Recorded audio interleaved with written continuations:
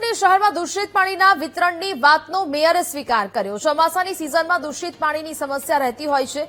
2024થી દર મહિને વોર્ડ પ્રમાણે પાણીના ડેટા લેવામાં આવે છે। આરએમસીની વેબસાઇટ પર તમામ ડેટા કોર્પોરેશન ખુદ અપલોડ કરે છે। નદી નાળામાં પાણી આવે એટલે દૂષિત પાણીની સમસ્યા રહેતી હોવાની વાત મેયર દ્વારા કરાઈ।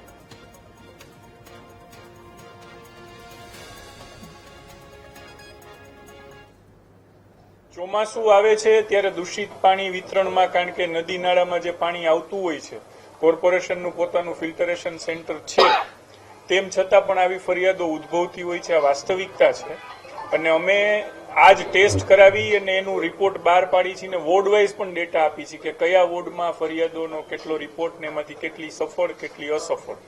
એટલે આપની વાત સાચી છે, ક્યાંક ને ક્યાંક આવું નાનું મોટું પાણી વિતરણ થઈ રહ્યું છે। એની જવાબદારી અમે સ્વીકારી અને ખૂબ ઝડપથી ફરીથી પાછું સારું પાણી વિતરણ કરીએ નેક્સ્ટ ડેથી, એ માટે પ્રયત્નશીલ છીએ।